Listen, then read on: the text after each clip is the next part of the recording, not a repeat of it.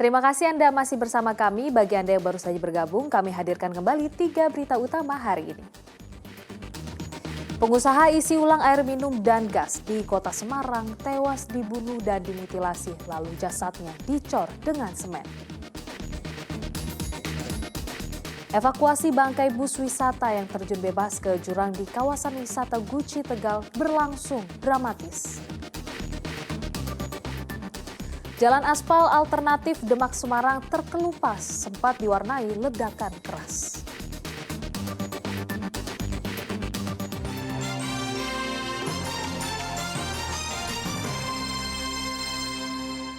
Evakuasi bangkai bus pariwisata dari dasar jurang Sungai Awu di Obyek Wisata Guci, Kabupaten Tegal, Senin sore berlangsung dramatis. Usai dievakuasi, bangkai bus langsung diperiksa polisi untuk mengetahui penyebab kecelakaan tunggal ini.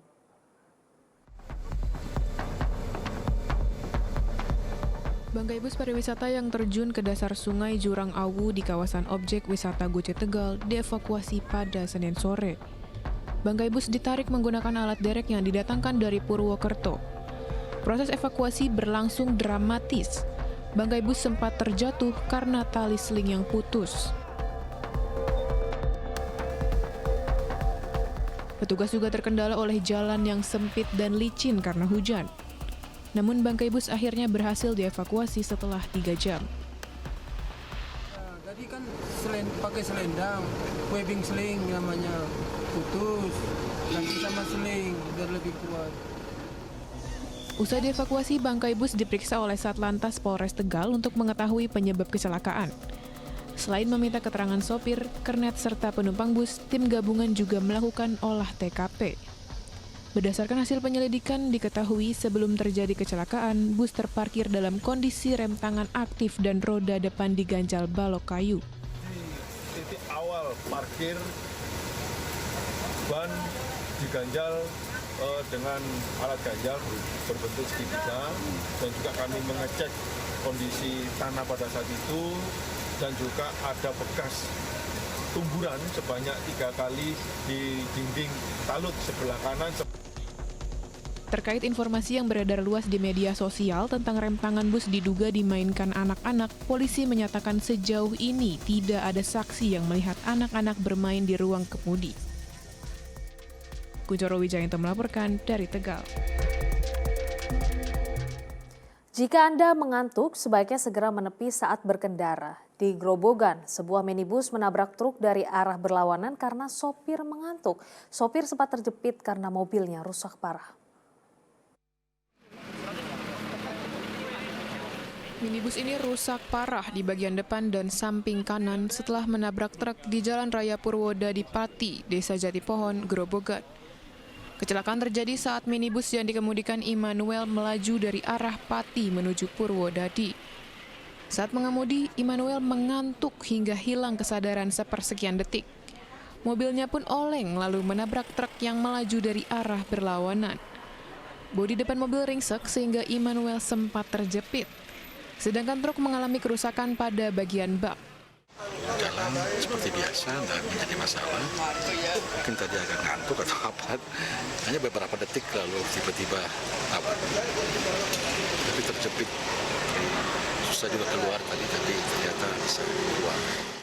Tidak ada korban jiwa dalam kecelakaan ini. Meski sempat terjepit, sopir minibus hanya mengalami luka lecet. Sopir minibus mengaku bersalah sehingga kecelakaan diselesaikan secara kekeluargaan.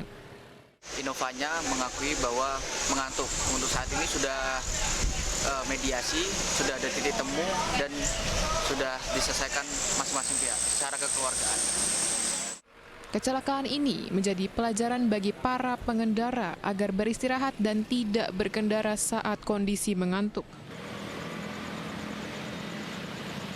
Arif Nur melaporkan dari Grobogan. Warga Kabupaten Demak dikejutkan dengan terkelupasnya aspal jalan dan membentuk gunungan di Jalan Batur Sari Raya. Menurut warga, sebelum jalan terkelupas terdengar suara ledakan dari dalam tanah. Beginilah kondisi aspal jalan alternatif Semarang Demak Purwodadi. Aspal terkelupas naik setinggi 25 cm dari permukaan jalan.